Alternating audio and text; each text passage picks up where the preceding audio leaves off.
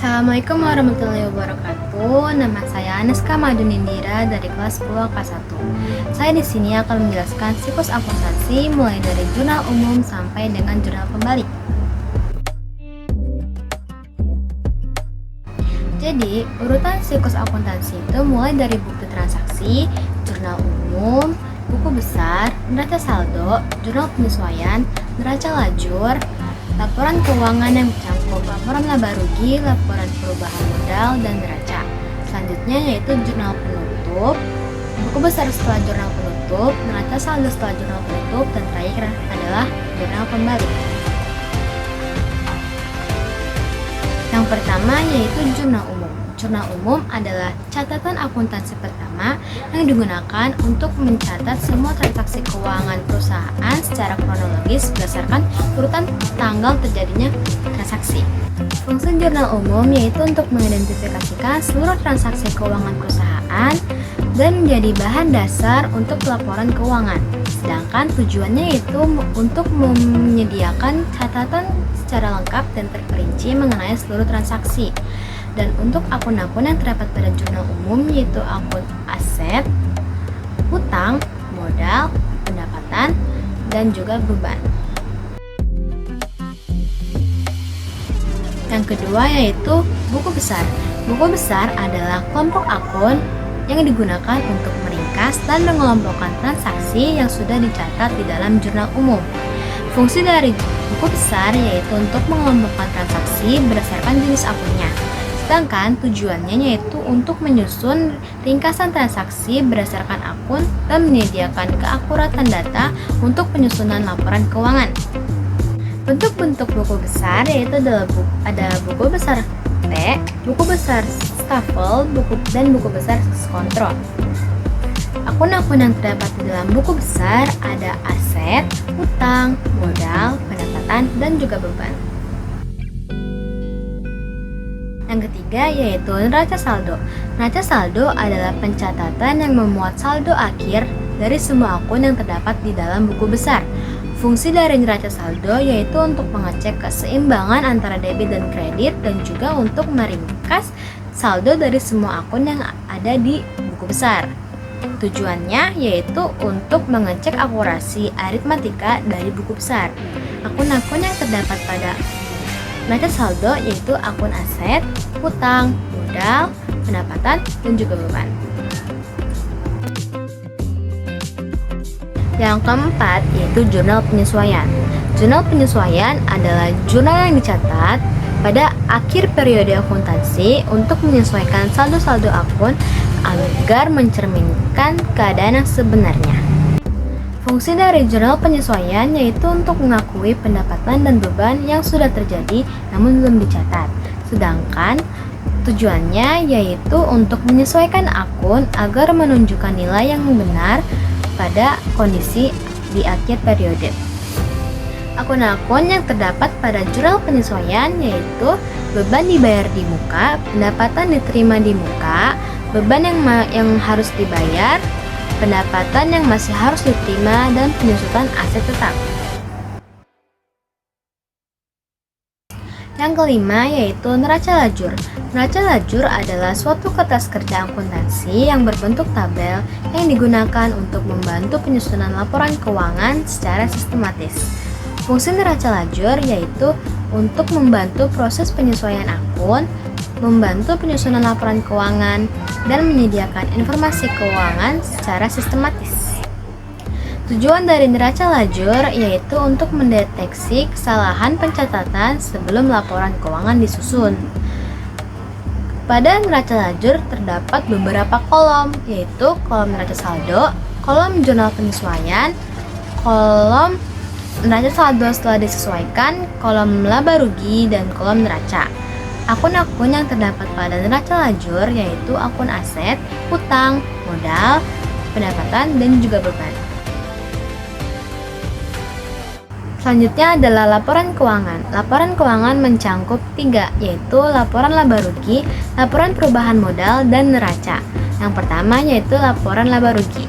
Laporan laba rugi adalah salah satu laporan keuangan yang menyajikan informasi tentang pendapatan, beban, laba, atau rugi bersih suatu perusahaan dalam periode tertentu. Fungsi-fungsinya yaitu untuk menilai kinerja keuangan perusahaan dan juga memberi informasi untuk perencanaan dan evaluasi usaha. Dan tujuannya yaitu untuk mengetahui seberapa besar laba atau rugi perusahaan pada suatu periode.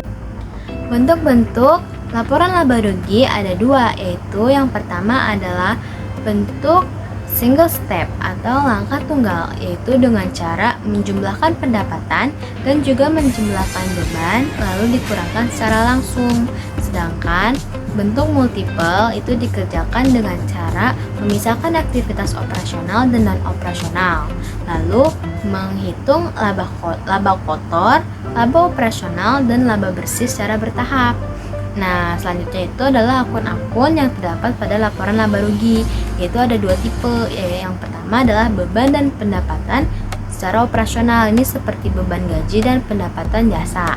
Sedangkan kalau yang kedua ini beban dan pendapatan secara non-operasional, yaitu seperti pendapatan bunga dan beban bunga. Adalah laporan perubahan modal. Laporan perubahan modal adalah salah satu laporan keuangan yang menyajikan informasi tentang perubahan modal suatu perusahaan pada periode tertentu. Fungsi-fungsinya yaitu untuk menjelaskan faktor-faktor yang menyebabkan perubahan saldo modal. Tujuannya yaitu untuk memberikan informasi tentang bagaimana laba atau rugi bersih dan transaksi yang memengaruhi pada modal si pemilik. Akun-akun yang terdapat pada laporan perubahan modal yaitu modal awal, laba, price, penambahan modal, dan modal akhir. Selanjutnya yaitu neraca. Neraca merupakan salah satu laporan keuangan yang menunjukkan posisi keuangan suatu entitas pada suatu tanggal tertentu. Fungsinya yaitu untuk memberikan informasi tentang kekayaan, utang, dan modal si pemilik. Tujuannya yaitu untuk menilai kesehatan keuangan pada suatu perusahaan.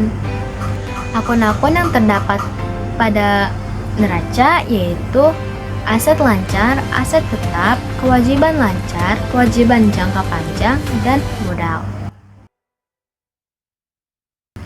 Selanjutnya adalah jurnal penutup. Jurnal penutup yaitu jurnal yang dibuat pada akhir periode akuntansi untuk menutup akun-akun sementara. Fungsinya yaitu untuk menutup akun-akun sementara dan memindahkan laba rugi ke akun modal. Tujuannya yaitu agar akun pendapatan dan beban kembali kosong pada periode berikutnya.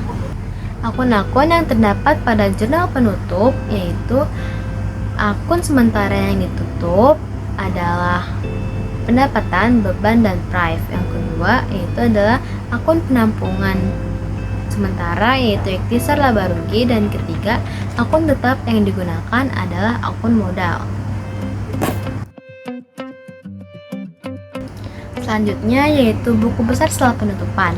Buku besar setelah penutupan adalah kumpulan akun-akun permanen yang masih memiliki saldo, sementara jurnal penutup sudah dilakukan pada akhir periode.